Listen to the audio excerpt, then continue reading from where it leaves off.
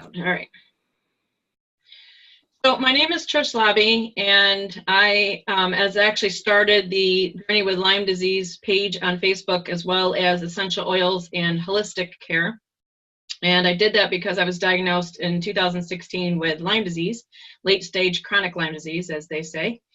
So back when I was in my younger days, after having my kids, I had some issues. Basically went to the hospital, all kinds of diagnostic tests, and doctors couldn't figure out what was wrong with me.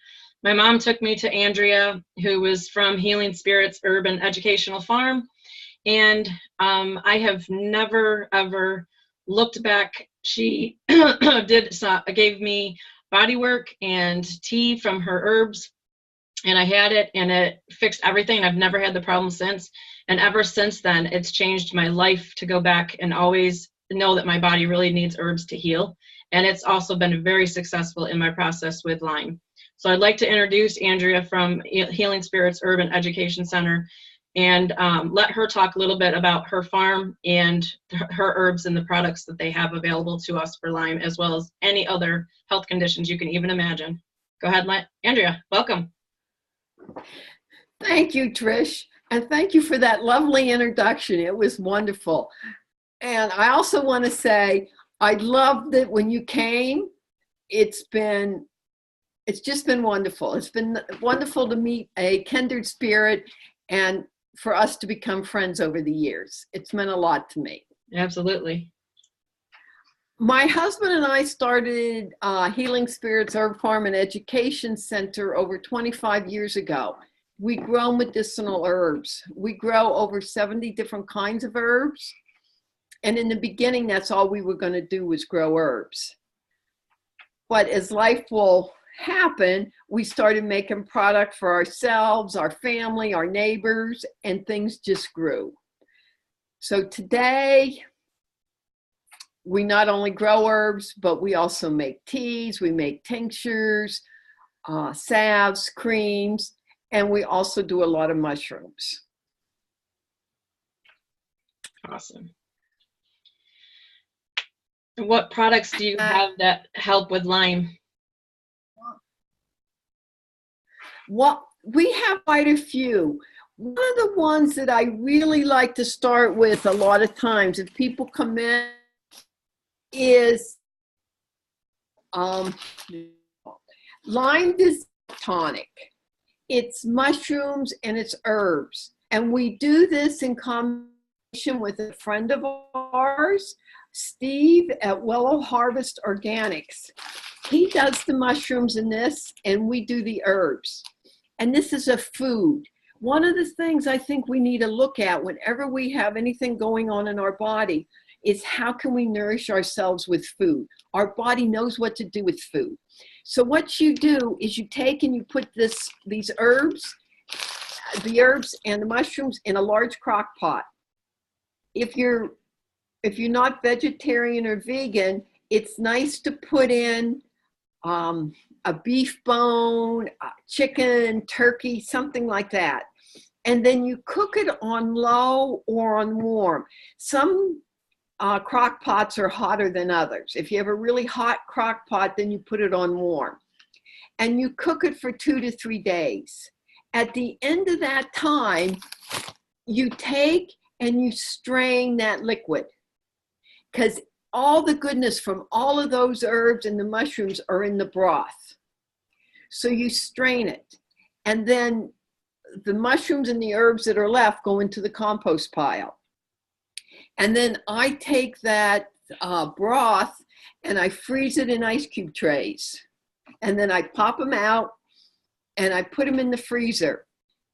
And all depending on how active your Lyme is, if you're in a really active stage, then you probably take an ice cube in the morning and at night.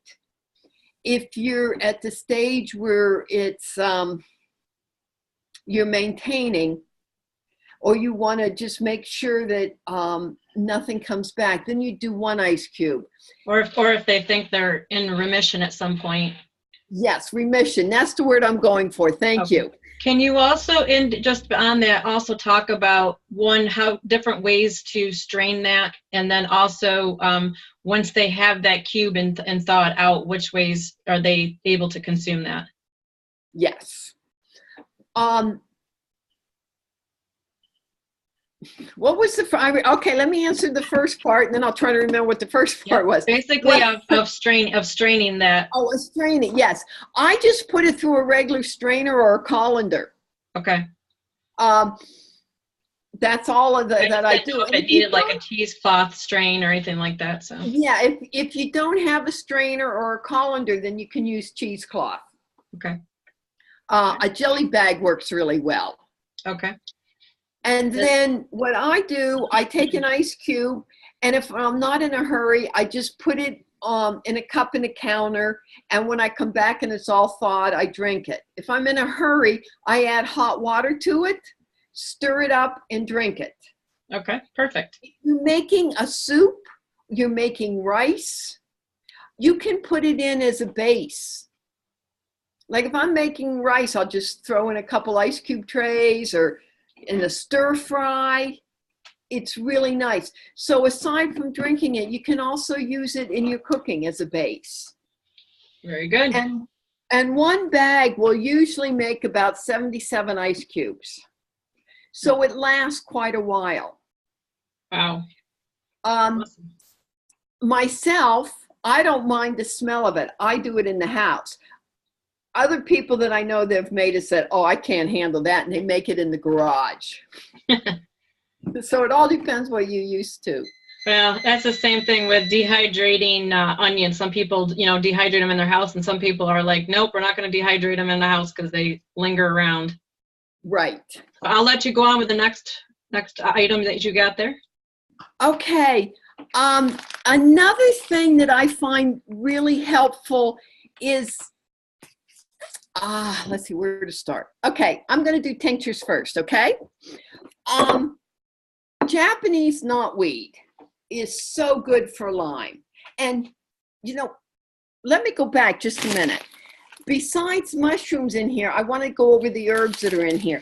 The herbs that are in here are Japanese knotweed, teasel, and sweet annie, which are so good for Lyme. And the Japanese knotweed I have in tincture form. I also have it in dry rooted form in a jar. So you can take it as a tea or you can take it as a tincture. One of the advantages of Japanese knotweed when it comes to Lyme is, as anybody that has Lyme know, Lyme is really smart. It changes. It gets in your body and it hides. The thing that's nice about Japanese knotweed is it can minute faster than the Lyme can. So if it's going into your joints, into your tissue to hide, Japanese knotweed gets in there in front of it, pushes it out into the bloodstream where your body can then have a defense against it and be able to kill it off and such. The other herb that's used a lot is the teasel root. Matthew Wood talks a lot about teasel root for Lyme. And teasel is really good when you have those arthritic type conditions that go with Lyme, your joints hurt and such. And teasel root has been used in Chinese medicine for thousands of years for arthritic-like conditions. The other one that I use a lot is sweet annie. Sweet annie is very good when you have those fevers. Now, some people will get Lyme and never have a fever. But if you have fevers, if you have hot flashes, sweet annie is really good for things that are deep-seated in the body. Sweet annie is used a lot in malaria. And when you have those deep fevers with Lyme, it's almost like a malaria type feeling in the body. And sweet annie really takes care of that. Let's see. I also have a Lyme tea because again, we're looking at food here. Lime tea is good to take. Some people will take it as a preventative. Some people drink it when they have active limes. It works with the body. It's a tea. It's nice to take. It's beneficial to the body. And what's in it is sweet anise, bone set, periwinkle, nettle, meadowsweet, and anise hyssop. The anise hyssop really makes it taste nice. So that's a pleasant tea to drink every day to help your body along. Another tea that's good is I have a liver detox tea. This gently, not harshly, very gently helps to detox your liver. And this is especially good if you've been on a lot of antibiotics, because those antibiotics your liver has to take care of, try to flush them out, get them out of your body. So the liver detox has herbs in it that really helps your body do that. And the herbs that are in it are dandelion burdock, sweet birch bark, yellow dock, ashwagandha, milk thistle, and kudzu root. And all of those herbs, except for milk thistle and kudzu, are grown here on the farm. The milk thistle and the kudzu, we both get from people that we know. So those are really good herbs to help the liver. Because through this whole process, you want to be supporting your body. You want to give your body everything that it needs so that it doesn't get depleted. Another thing that we're really partial to here is we make a powdered mushroom blend. This isn't something that we had thought about getting into, but we have a really good friend, Steve, the one that we do the Lyme support tonic with. He mentored us. So we make a powdered mushroom blend. Now, a powdered mushroom blend is just not taking the mushroom and grinding it up. There's many steps involved, and it's the fruited body of the mushroom and the mycelium.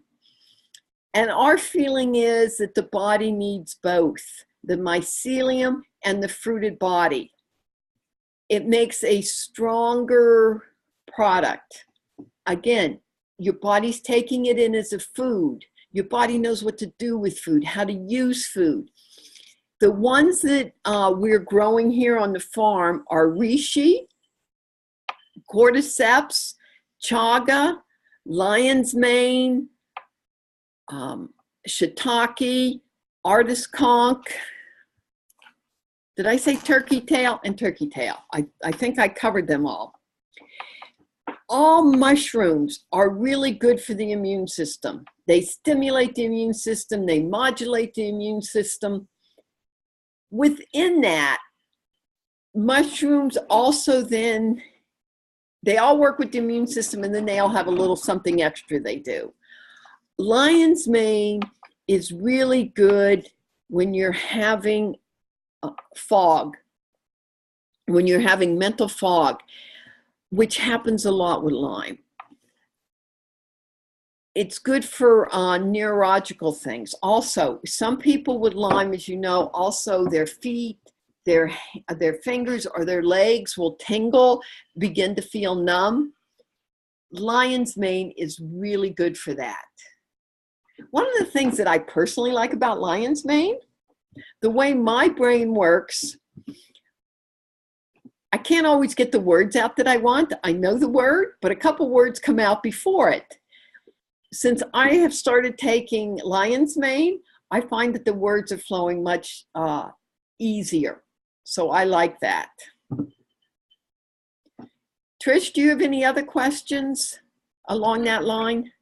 No, I just, I know how powerful these herbs are. And I know, I think one of the biggest things that I really tried to let people know that I had learned from Dr. Rawls, which was obviously huge in learning from Stephen Bunier and his herbal program to start his own, going from being, he was a medical doctor, that Lyme really knocked him down with that Lyme enough that he wasn't able to even function as a medical doctor at that point. And I think one of the things that he really educated me on was the fact, and still is doing that and on his website and everything, is that Lyme does do a lot of the stuff that you mentioned. And a lot of it, what happens is people are on it. The doctors don't they have this book and they have this resource and they say, oh, antibiotics, you got to have a triple antibiotic this minute that you get tested for Lyme. You might have it for your entire, from the time you were a kid all the way up, and it doesn't, until your immune system gets compromised, then it rears its head. And then people go to the doctors, they put them on triple antibiotic, and they don't realize what that antibiotic will do to their gut flora and their stomach and their immune system itself. And the fact that the medicine, whether it's over counter or it is a prescription antibiotic, anything like that, that Lyme automatically detects that, puts a biofilm around them, and hides within our organs and our tissues and our cells, and completely is all it's doing is hurting our inside of our body instead of actually doing anything with the Lyme and the co-infections. So that's one of the things that he had really brought to light for me.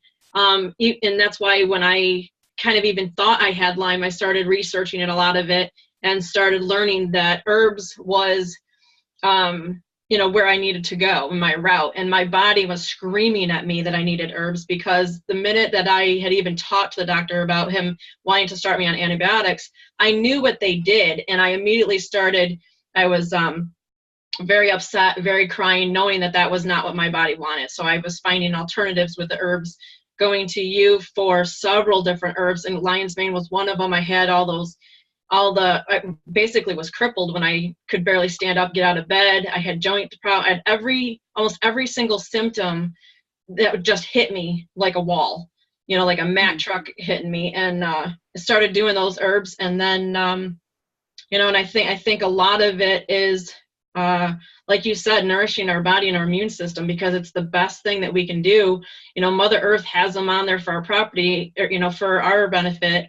And these ticks are there that are also on there. So it's almost like fighting fire with fire. You're fighting,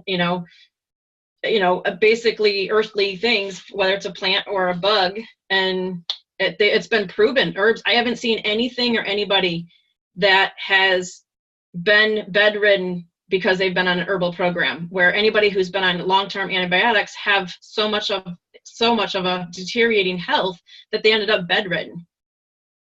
So I'm just huge on herbs, and I think people really need to listen to their body and listen and try herbs. And if they do completely come off an antibiotic or a medication because they're just now learning about this, they really need to have, like you said, that liver detox to get that antibiotics out of their system. Start with the gut healing properties of those mushrooms and those different things to heal their stomach. Their immune system gets stronger, and they will actually recover much faster. And I've personally experienced that. Yeah, that's wonderful. Another thing that a lot of people do that's really helpful and easy, and again, it's a food. When you have all those gut issues that you were talking about, Trish, fermented foods. In the area that we live in, a lot of farmers, a lot of country people, so a lot of people here make their own sauerkraut. And it's a fermented food that people know. Because sometimes I'll say fermented foods and people say, I don't know what you're talking about. I say sauerkraut and they say, oh yes. So I suggest that people take a forkful of sauerkraut before each meal and before they go to bed. It's amazing what just doing that will do to heal your whole gut flora. Now, other things that can be used besides sauerkraut is, if you like something a little spicier, kimchi works really well.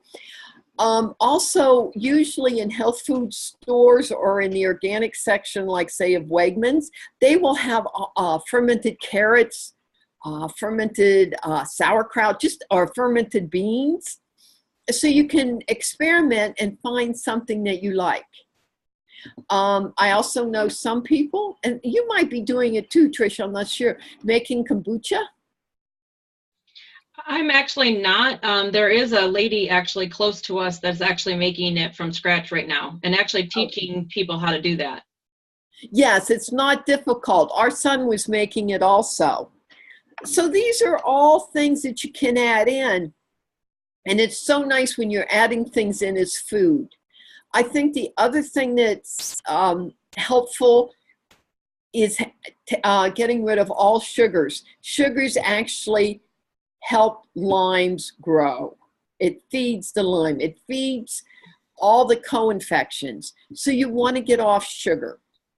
You want to completely get off any kind of soda, any kind of carbonated water.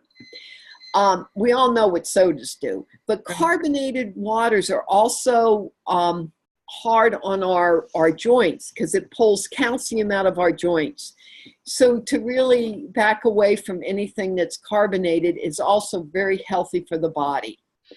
I know when I first was diagnosed and really started digging in and learning a lot about what I needed to do is to completely eliminate wheat, go gluten-free, no sugar, no dairy. Those three things, when I took and stopped taking them, and started really eating kind of like a paleo diet, eating more vegetables and protein, it really made a huge difference on my recovery with the combination of all the herbs that I was on, and just those two. No over-counter prescriptions for pain or for anything. I used essential oils for that.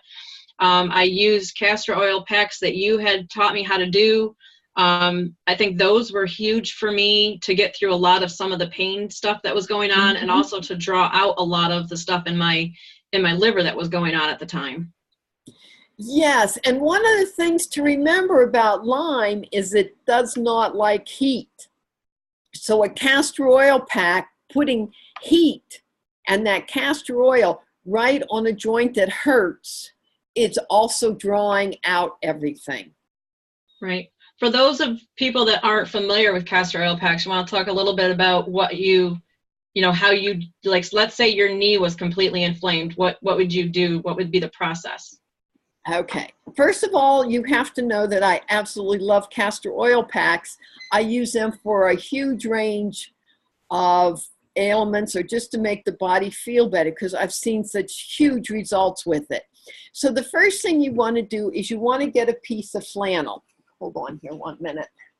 So you would get, let's see. So you would get a piece of material like this, folded in half. And then you want to fold it in thirds. What's nice about folding it in thirds is you can see that, right? You've got a piece of material that has thickness to it. And then what you do is you take castor oil and just drizzle about a tablespoon on. Flannel really absorbs the oil. Then you want to take that flannel with the castor oil and put it right on your liver, an elbow, a knee, on your, right across your whole intestine area. Pick a place that hurts, put it on. On top of that, you want a source of heat. That can be a hot water bottle, a rice pack. If you use any of those two, then you want to put a towel over it to keep the heat in. If you use an electric heating pad, you put that on top of it, but do not put a towel on top of it. It'll get too hot. And you want to leave that on for about an hour. I like going to bed with one on, especially if you're having a hard time sleeping. It's amazing what putting a castor oil pack on your body will do. It really takes you into a more peaceful, restful place. It's very warming. People find that they go to sleep faster, easier, and deeper. Now, somewhere during the night, you're going to wake up and you're going to put it on the floor. Then what you do the next day is you take that same piece of flannel and you just drizzle another tablespoon of castor oil on it. And you do this every day, and you just keep reusing that same piece of flannel. And somewhere down the line, one day you're going to go to put that castor oil on. You're going to look at that piece of flannel and you go, no way. You're going to throw it away and start over. Keep one on hand.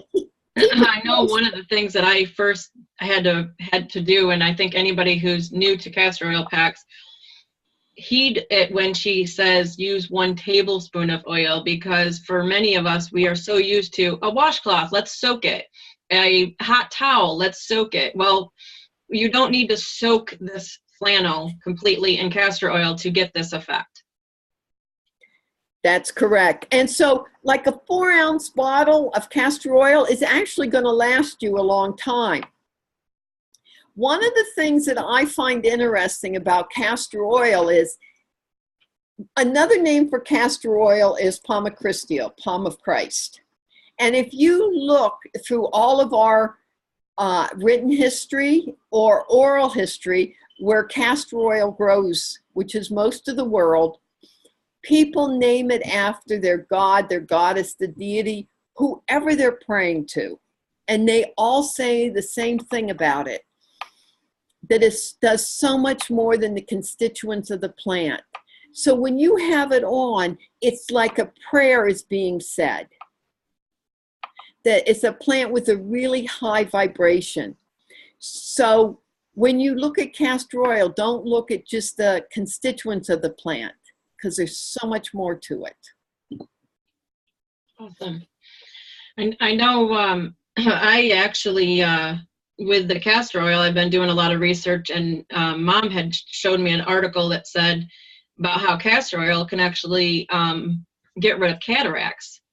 And I had already with I have an eye disease that's hereditary that now I'm legally blind, that you're well aware of. I come to you for all my body work and all my herbal stuff. And she had said it actually will deteriorate cataracts by putting a drop of castor oil in their eye for 3 to 6 months. And I had already had the surgery from my eye doctor, so I hadn't known it ahead of time. Trust me, I would have done it instead. The surgery wasn't a big deal, but it still, I would rather and prefer anything, natural and herbal if I could.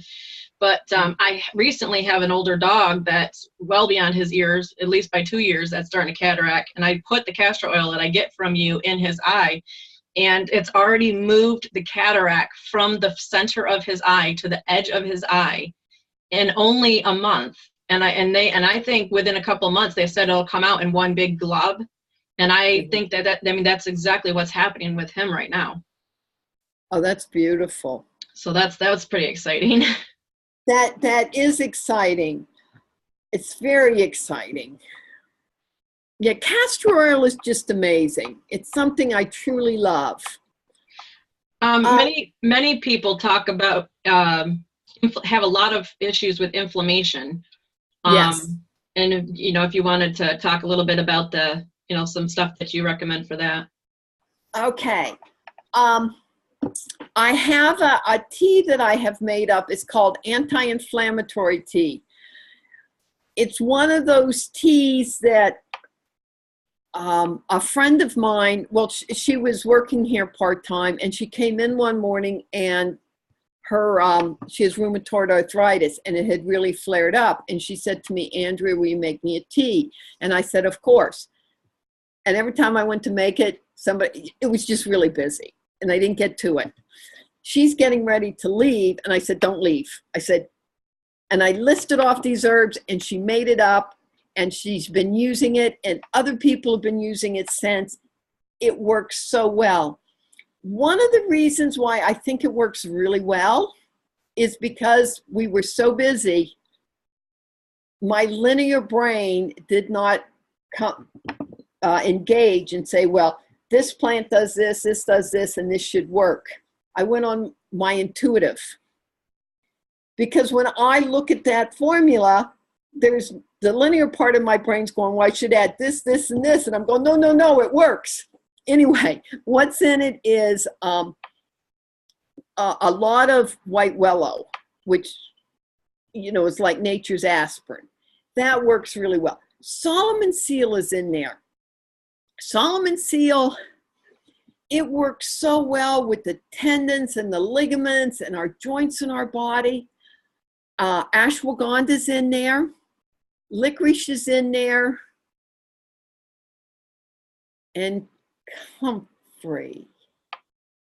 I think that's it. I think those are the... Oh, ginger. Yes. My husband just walked through. It has a little bit of ginger in it. It's wonderful for inflammation. But there's also other things that are good for inflammation. And Trish, I think you use turmeric, don't you? Yep, I use turmeric. Yeah. And I also obviously turmeric and ginger I mix with my honey all the time. Yes. The thing to remember, if you use turmeric, it needs to be added to something like black pepper, some kind of oil. This is what really makes turmeric work well. The Japanese knotweed that we talked about earlier is very good for inflammation. Let me see. I know there's other things that work really well for inflammation too. Now I know Cryoliptus was also one that not only worked for that, but also helped me with the co-infection, with Bartonella co-infection, and also research now on Dr. Rawls' website also mentions Cryolipus is good for Babesia as well as malaria. Yes, it is. And we're really happy with ours. It doesn't grow here. It's an African herb. It grows a lot in Ghana. And we have really good friends. He's from Canada. Well, it's Richter's Herbs. And she's from Ghana. And we get it from them. Some of her family members are growing it. So it's sustainably grown and harvested. Tests are done on it. I have a difficult time because we grow herbs. So if I'm buying herbs in, I really like to know where they come from, the story behind them. I want to make sure everything's done right. And I feel really, really good about the way these are grown. Right. I think that also goes with a lot of people that are always asking about essential oils and always trying to know, what are the oils out there, and basically, FDA only requires this, 3 to 5% has to be the pure oil, and everything else in it can be a carrier oil or whatever else that they want. And I always tell people all the time to make sure that on an oil it says that it can be, internally taken, topically taken, aromatherapy, because if it is directly from the plant, there's so many oils from plants that we can use and get to help us with a lot of the pain and the joints and the everything else going on with our bodies, including different rashes and all kinds of stuff. So it's just a matter of, that particular thing as far as oils go. If you want to talk a little bit about plant oils and your experience with those. Yes, and I will say this, Trish, you know a lot more about essential oils than I do. I have some essential oils, and I work with essential oils a little bit. It's not my area of expertise at all. Right, but I'm not majorly talking literally about essential oils per se, as it is like the actual oils that you make in your salves, the stuff that you actually are getting from your own plants that you're growing right there on the farm. Yeah. We love doing infused oils. Right. And one of the ones, and I think maybe this is the one that you're referring to, Trish, we have one, it's called New Growth Scalp Oil. I love this one. Years ago, I thought, I didn't know I was vain about my hair until one day I started having like quarter-size places where none of my hair was growing. So I made up this oil that has worked really, really well for me. And yes, yeah, and why all of a sudden I can't tell you I'm having one of those brain things. It's not. That's okay. While you're thinking about that, I know I had some issues with my Lyme and the oil, or the my hair getting very, very thin, and getting where I was noticing, instead of just some on my brushes, it was a handfuls of hair coming Yes. out. And I asked you about that, if there was anything that was some herbs I can take or something to help with the hair part issue that I was going on. And you said, yeah, and try this. And it completely reversed everything and started growing hair, getting it back, and I wasn't losing it anymore. Now, where is it? I can't see it. That was very helpful. Matt, it doesn't say. Yeah, okay. I right now I'm just having a brain thing, and that's okay. We can come back to that. And it's too small, and I can't read it. Boy, what does that say? But the other thing, as long as we're on that, that's also very helpful is kelp. Seaweed, again, a food that our body knows what to do with. It is very good for the hair. It's good for the hair and the nails. And Trish, I think you're doing kelp also, aren't you? Oh yeah, me and actually pretty much the whole household now grabs it and just eats it because of it's actually one of the things when people are looking for, what I try to do is look at, and I've learned so much from you, and every time I talk or I ask you, I'm trying to find alternatives to the stuff. Like instead of using salt, I just grind up or just kind of break up the pieces of the kelp and use it as a salt in mashed potatoes, in eggs, in anything when I have a salt craving. Sometimes for whatever reason we have these salt cravings. That's what I go for. Yeah, and you know what else that it helped me with? When I first started eating it, after about 2 months, one day I went, I haven't been craving chocolate. I haven't been craving sweets. Yeah. And I thought, what's going on? And I realized it was the kelp. Now, whenever I get a craving for sweets, I'll eat kelp first. Yeah. And then instead of eating the whole candy bar, I can have a piece of the candy bar and thoroughly enjoy it. And be satisfied, yep. Since I talked to you about that, I've been trying to, and that's why I got the big bag of it and said, yep, I need this, because I have chocolate craving, which is what I can have someone sit in front of me. And one thing when I was diagnosed with Lyme, I was like, I can't eat wheat, can't eat dairy, can't eat sugar. What in the world am I going to eat? I'm not used to, what am I going to eat? And I was like, I'm going to starve to death, and then it opened up a whole new world that I could find, that I could eat, all these different, learn these different things that I have never even ate before. But anybody can eat chips in front of me, pizza, all these other things I used to have, and they're not a craving for me. I could sit there and watch them eat it and I could completely be content not having any, and grabbing, like when we go over to friends and they order pizza and wings, and I'm picking the celery sticks out of it, or having a salad, and I'm perfectly fine. But chocolate was my weakest. No matter what, I could not turn that down. Yeah. And I started eating the kelp, and it was actually completely taking my craving away for it altogether, and not even just by an hourly thing. I just started eating just like, I don't know, just a couple nibbles basically off the top of it, and my whole day I never even thought about chocolate. Yeah, it's amazing how it works.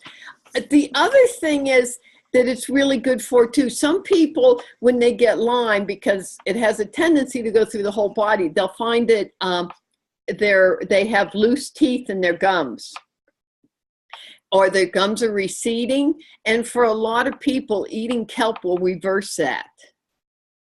Good to know, because I'm at the age now that my dentist said the receding gums, so it'll be really cool when I go back and be like, why aren't these receding anymore? Why? Yes. I'm eating kelp. And something else that I wanted to talk just a little bit about, Trish, is if you do get bit by a tick, and especially if you can catch it right away, I have two things. One is called tick nicks ligament that you want to put on right away. And this is also has some of the infused oil that we were trying to talk about earlier, and I couldn't make my brain work. This oil, I have taken Japanese knotweed and chaparral, and I have infused them in olive oil.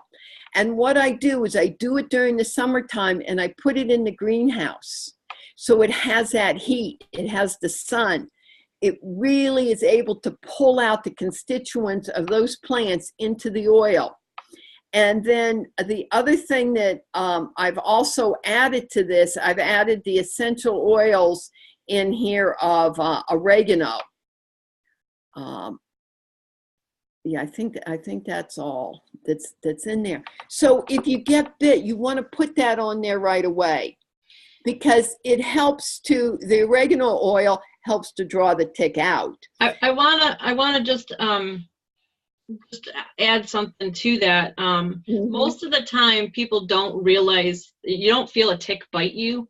They typically will be reaching out on a branch, they'll get on you, and then they'll do what they got to do, and then they're off. The ones that have the Lyme, the deer ticks, and people kind of panic when they see the ones on their dogs, or they're ones that, they're getting the little gray ones and stuff. So people really need to, if Lyme is something you have, or something someone has, or you want to learn more about it, definitely suggest learning, about it. People had originally said, oh, it's deer ticks that carry Lyme. Well, CDC's even waking up to the fact that it's not just deer ticks. It could be any tick. It could be a mosquito. It can now be sandflies that are now tested with ticks or with Lyme disease. So it's as far as I'm concerned, if it can go from one bug, it can certainly go to every other bug. They're just going to find out more, because they're just going to test more and find out, yeah, it's obviously the case. But I think when people notice that rash, that bullseye rash right away, or notice any kind of irritation and they've been outdoors, that might be a preventative thing that they should put on right away, just because it's going to prevent a lot of, you want to get it before it gets really into your bloodstream. Right. So I have the tick nicks. The other thing I have is Dr. Klaus's liniment. And that works really well too. And that has golden seal in it. It has echinacea in it. It has cayenne in it. I think that's it. Is that you also have tick repellent too? Yes, I also have a tick to spray on when you're going out into the woods. Right. Yes. Right. Hold on, my little bottle here. And that would, that's obviously, beneficial, because people are right now trying to prevent possibilities and having that. And DEET obviously is in a lot of different things. So they need to find stuff that's going to be an herbal safe for their skin when it absorbs, instead of having the DEET that they're absorbing in their body. Absolutely. And the nice thing is, you put it on your skin that's showing, but also you can put it on your clothes. Right. Especially down around your ankles and around your wrists and around your collar area. You put it on your clothes when you're out there too, so that they're repelled right away. Another thing that I have been working a lot with is something called black amber. And I have to tell you that when I first heard about black amber, I didn't give it a lot of credence. But I put it on the back burner and I let it simmer. And as I heard more people talking about it and using it and having really good results, then I started working with it. And it's made out of black amber. It's a tincture type formula. And what you do is you just take a drop of it a day. You can also put a drop of it in your dog's water, or if you have animals, and the vibration of it helps to keep the ticks off of you. It's like everything. We want to do a lot of different things. It's not 100%, but I would say it is 75 to 90%. So if you're doing that along with other things, what a lot of people have found with their animals and with themselves is they'll still find ticks on them, but they'll be dead. They won't have boiled into themselves. So it's just one of many things to use. And we started that probably last year at this time, and we just take a drop a day. And we've done it all through the winter also, not just when the tick season is on. A lot of people also don't realize, and they're still learning that too, that ticks are out even in the winter. It's just not the brutal Yes. negative 15 degrees, but they are definitely out, and they're more able and willing to grab onto any kind of heat source that's near them. Yes, and like we have greenhouses. My husband was out in the greenhouse last week, and there was a tick on him. So, and last week was cold. So yeah, you can't count on the weather being down and it not being. The question is when people are seeing them, and like I said, whether it's a deer tick, that's the flat one that looks like a sunflower seed, or if it's a gray one that's typically seen on dogs and cats and such. But it's any time you see something like that, you got to be able to keep herbs in you and in your diet so that you're keeping your immune system up. That's one of the things I've learned so much out of this whole lesson with Lyme, is how much I need to keep my immune system up. One more thing, a couple more things before we wrap up. A couple questions that were on the Facebook page. I also, if you guys are watching this video with Andrea and you have questions, feel free to comment below this video wherever you see this posted. It'll be on her page as well as several other Lyme related pages.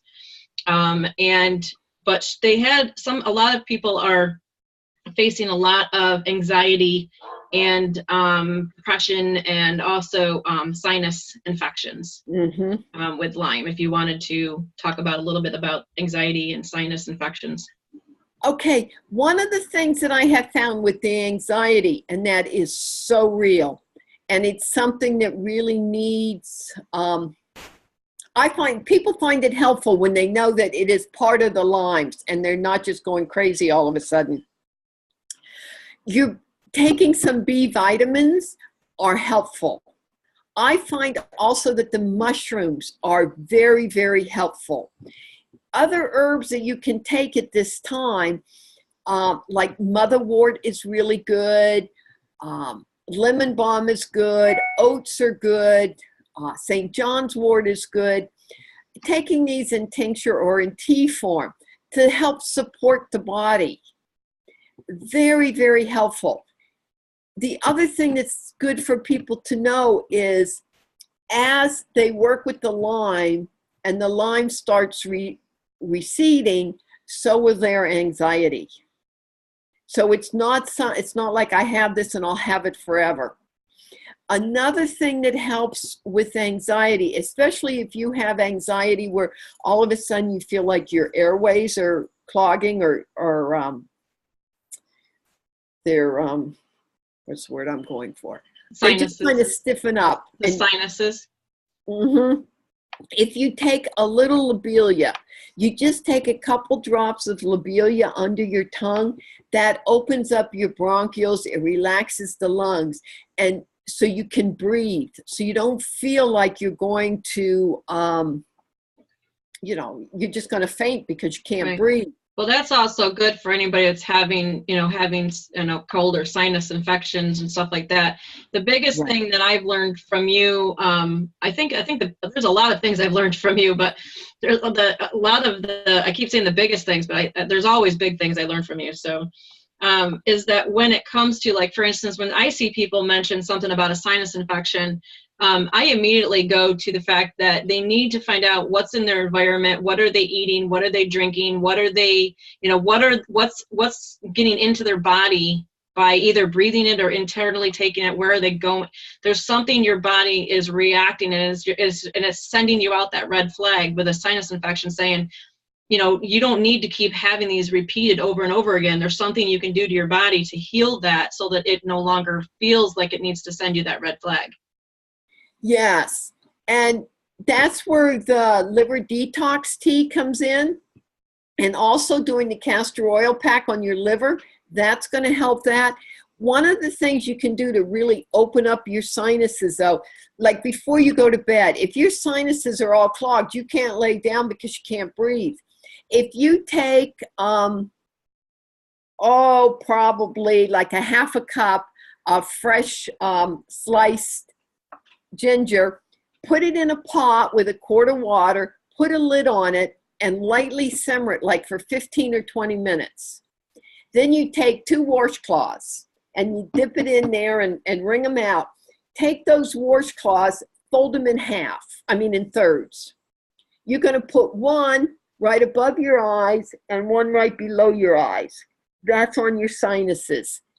Put a towel over that and sit straight up in a chair. Your sinuses, anywhere from immediately to 15 minutes, are going to open up and drain out.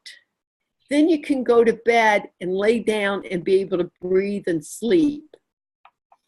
Another thing that I have found extremely helpful for sinuses, especially if you have a low-grade infection in there so it never seems to go away, I have found barberry to be very helpful, either in a tea or a tincture, because that gets in the mucous membranes. It treats the mucous membranes, it massages them, and it gets the infection out, and it dries it all up.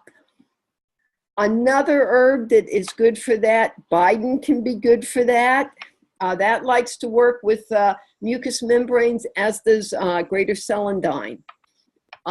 Barberry just happens to be the one that I have an affinity for, so I use it a lot. All right, perfect.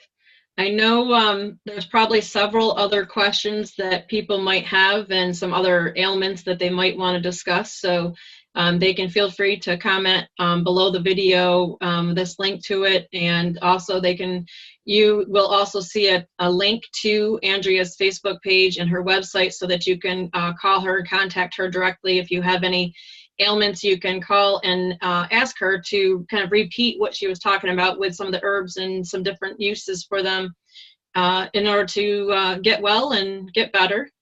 I certainly know I have gone to her and continue. I go with a shopping list now, and my husband and I sit there and have some tea with Andrea as I continue to shop the store. So, yeah, it's definitely really appreciate taking the time out of your evening here and sharing with the Lyme people and anybody else that might see this that might have any other ailments. Thank you very much, Trish, for putting this together. It was great fun. Thank you so much. Well, you have a good night, and I will get this out so everybody can check it out and get some information. Thank you very much. You're welcome. Thank you so much. Have a good evening. You too. Bye. Bye.